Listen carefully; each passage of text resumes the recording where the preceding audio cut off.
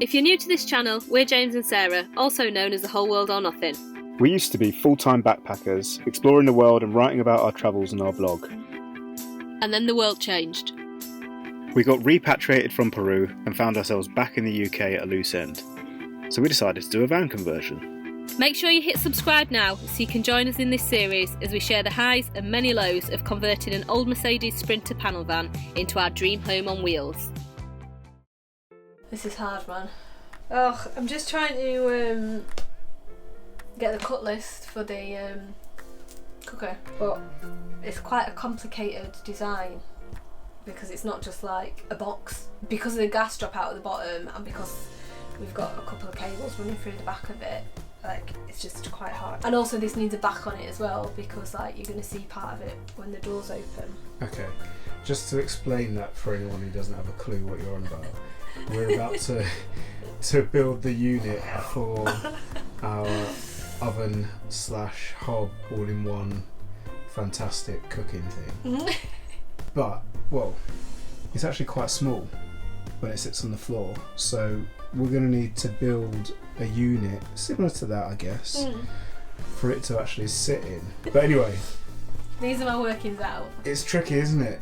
Because it's actually quite a complicated cupboard. It's not just 3 bits of wood. Yeah, and it's got to be exact so that the cooker sits in it. You can't just have like any old space and just bash it in and that's it. It's got to be exact because the screws that go through the sides of the cooker to secure it onto its wooden housing that it's sat in, so it needs to be right to the millimetre kind of thing, which is fine. It's just there's so many different bits of cuts of wood. Have you got it? I think so. I'm just like re-adding everything back up to make sure that all the individual bits add up to the full height of the unit, if that makes sense. Like working backwards again now. The other thing that is important to do, which is why we got the appliances before we started building the units, is to properly check the manuals as well, because they have instructions in them for installation. So especially with things where you've got to leave certain gaps around the edges, so it's the same with the fridge. You just did a massive yawn. Yeah, it's really boring stuff. Go on. Basically, you just need to make sure that you're following the manufacturer instructions because they need space around, like for the gas stuff and air and like the drop vent and like, I don't know, all those kind of things. So it's like, what's the word I'm looking for? Matching that up, what they say you've got to do with the space that you've got to make it all work together and create the unit that you need to do. Okay. But I've got it anyway now, it's all ready. So 10 pieces of wood to cut, bish bash bosh, nail and hammer it together, it's all sorted.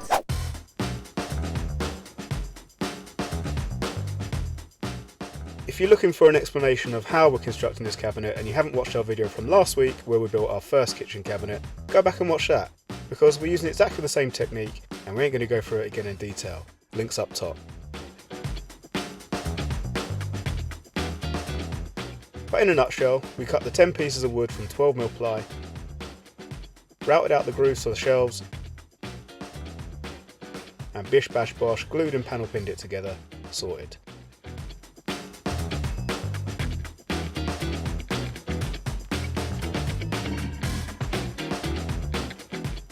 And then we moved on to a few other jobs inside the van.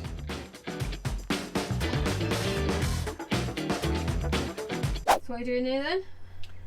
Putting the ball catchers on. Is it going alright? It's going alright. Apart from the screws are 12mm and this faceplate that we're putting them into is 12mm, so it's kind of touch and go as to whether the screws come out the front. But this is what they do, they're pretty cool. We've got 2 parts. They've got the male bit and the female bit, which is the ball catcher. And it's got 2 balls here on the inside. Like ball bearings? Ball bearings, yeah. But you can tighten with these screws that you can see on the side here as well. So you can set how tight it is really, depending on what you need. And then when you push it in, it catches it. So that means that when we go driving anywhere, with drawers full and cupboards full of stuff, that it's not all going to come flying out, which is pretty cool. I've got a top tip for putting the ball catchers in. The female bit is relatively easy to put in because you can see and feel and get to the screws even when the male bit's in. But to get them perfectly aligned, which you need to do, otherwise, you know, it's just not going to lock properly. That's a bit more difficult because the male bit is kind of obstructed by the 2 ball bearings, if that makes sense. Okay. So, this is my top tip. Get a pencil. You literally just draw around the edge of the hole.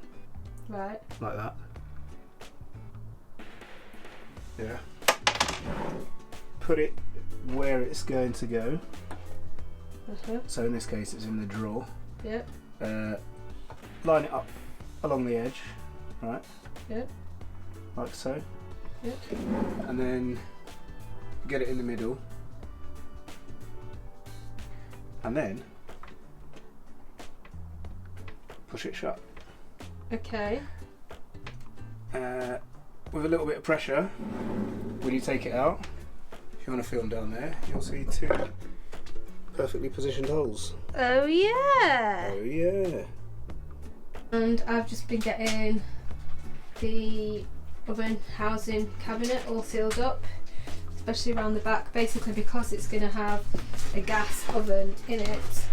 It's really important that all the bits around the back are sealed up so that if there is a gas leak for any reason, it doesn't go into this cupboard, because the oven will sit here and it'll drop down the back and into the bottom, and out the bottom here is going to be a hole for any gas to fall out through that will go through the bottom of the van.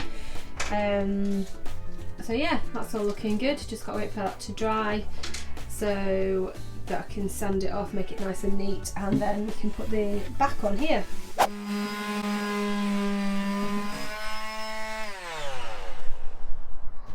How's it going? Alright. My glasses are steaming up there. I'm wearing a mask because this sanding produces like a really fine dust. What? I'm wearing the mask because the sanding produces a really fine dust. Oh. And it gets in my throat. So trying to avoid that. While Jay was sanding, I knocked together a couple of doors, one for the cabinet we'd just built and the other for our overcab storage. They also needed filling and sanding before we could paint them, so we did that at the same time.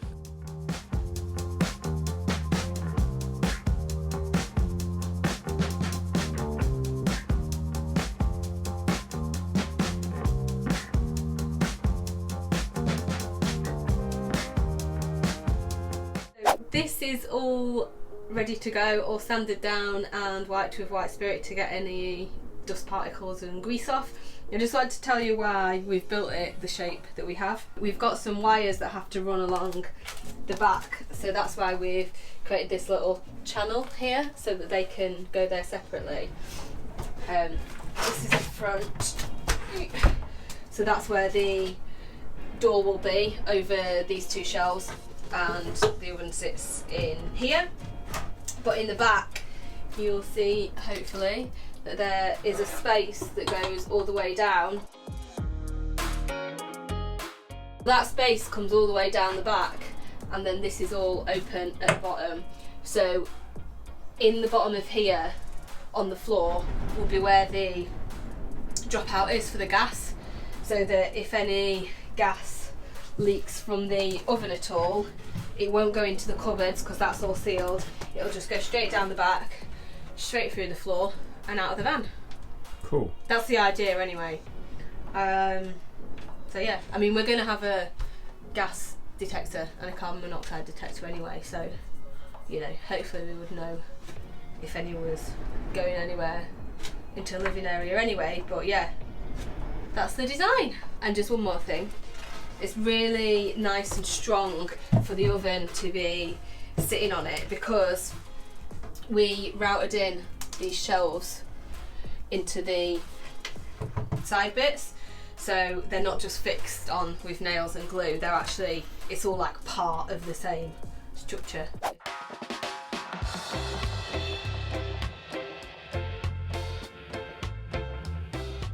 As with the other cabinet, we slopped 4 layers of paint on and again did some more prep work on some other stuff in the van.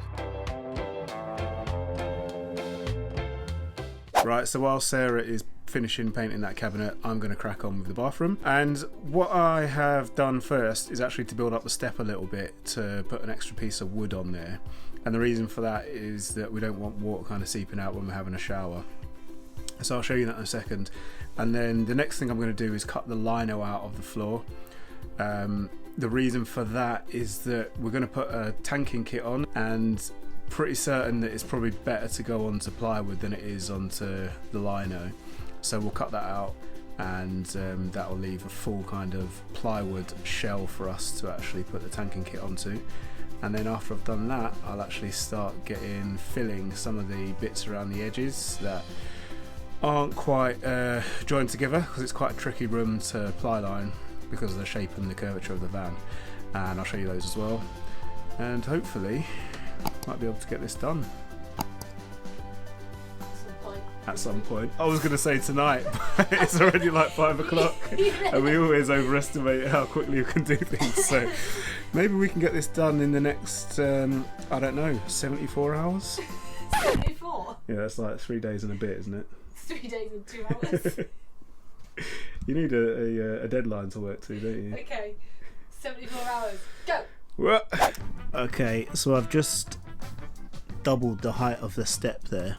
It's still not very high, it's probably about 50 mil high, but I think that should be fine. You know, no water's going to leak over the top of that, hopefully.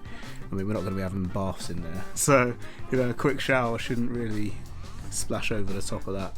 I glued it in place just using a bit of wood glue, and it's really tightly friction fitted as well, so hopefully that's not going to move anywhere. This is what I'm talking about with the lino. I'm just going to cut round the edge, and that will reveal the ply underneath. And these are the bits that I'm going to need to fill in with that stuff that we just bought called grip fill. Yeah, grip fill. That Jay just got ID'd for. I did. Oh, you got to be 16 or 18? I think 16, so that's pretty exciting, isn't it? Like, can you remove your mask? Pulled his mask down, his beard was like... My grey beard. Yeah, that was a little bit embarrassing for them, but it made my day, so there we go. So yeah, I'm going to stick that into these kind of corners and all along, well, every edge in here basically. As you can see, there's a few gaps, and just try and make that as solid as possible for the tanking kit to go on. This feels so wrong. What, cutting out the lino after we put it down? Exactly, yeah. I've just cut all the way around the edge, and now I can't remember exactly how we stuck it down. I think we just stuck it down around the edge with the adhesive. I don't know whether we did it in the middle. No, So not too much. Put it up anyway and see how it comes up. Quite easy then. So Yeah, that's just the stuck it around the edge. adhesive that you can see in that corner over there.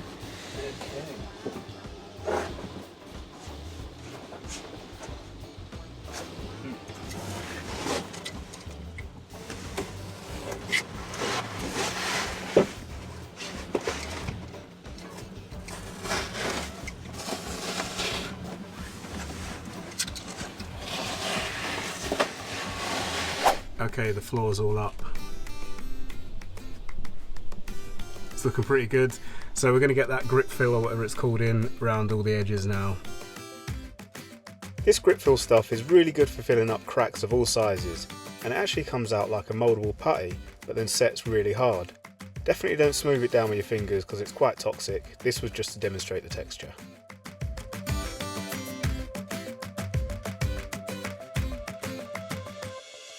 We have sealed all the edges with the grip fill stuff, and that's all made really nice seal, because some of them, as we said, were quite big gaps. That's all gone rock hard and gone solid now. We filled all the little holes that we had where the plywood is screwed to the battens with just normal wood filler, Ronseal I think it is, so they're all filled. So we have got, hopefully, a nicely sealed box, airtight wise, and we just need to sand everything down now and get it prepped ready for the tanking kit to go on.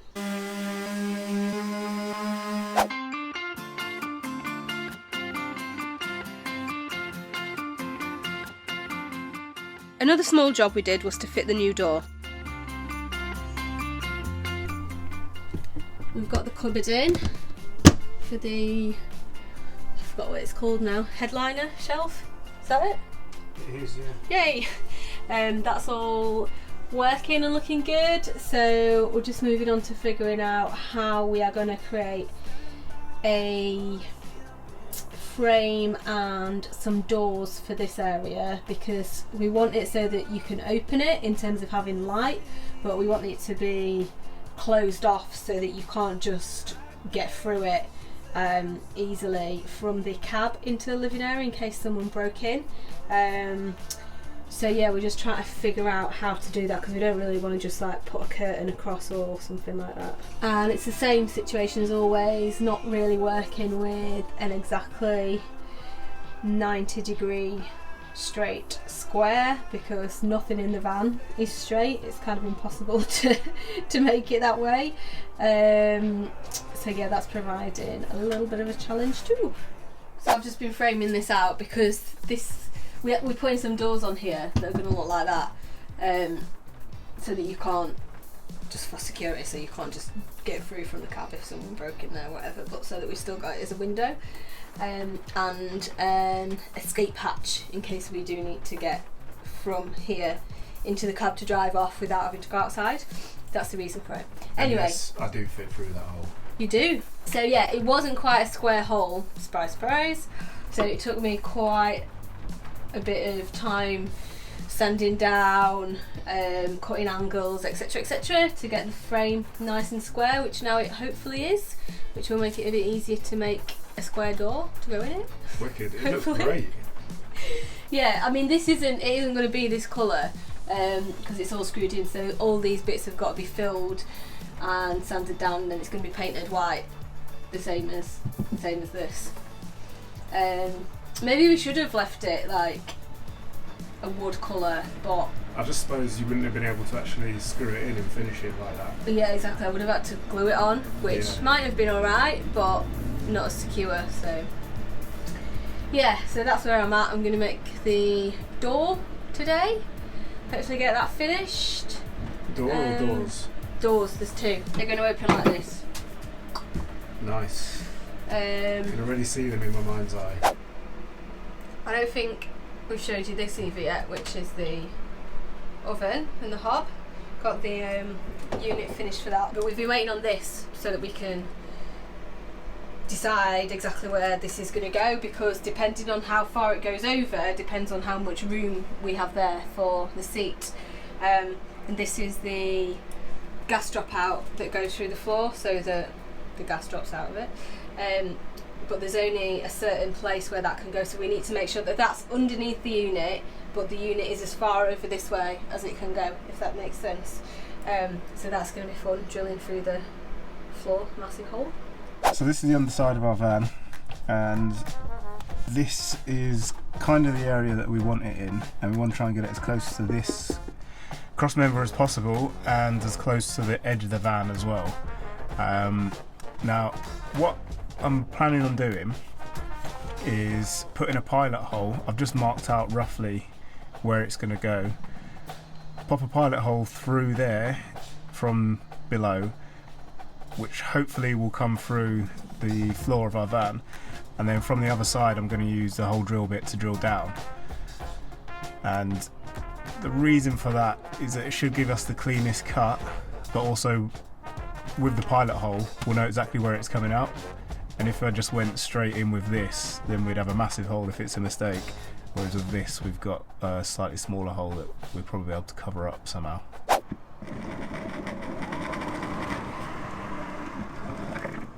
Come through. Perfect.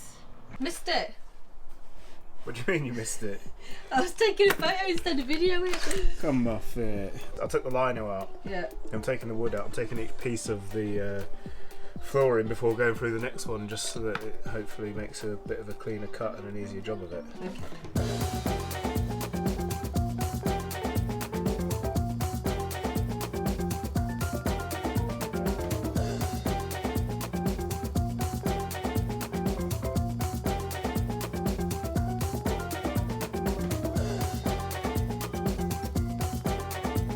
So there we have it. The lino, the wood, the Celotex, the insulation stuff, and the bit of metal. And a big hole. What do you think about that? Good job. I was actually really nervous about it, so yeah, I'm happy. It all went well, it all worked. Yeah, let's get it cleaned up. We need to file it down, make sure that there's not any sharp burrs, and then we need to whack some hammerite on it to make sure that it doesn't rust, and then we can actually get this popped in. We're just going to put a little bit of what's it called, Sikaflex around there, pop that on to seal it, and then got 2 holes for a couple of screws, fire that in, and that should be that.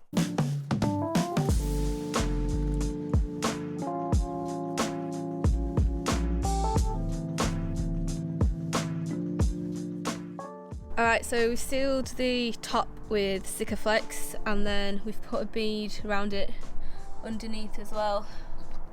Where is it? Just there. So that's nice and sealed from the underneath as well.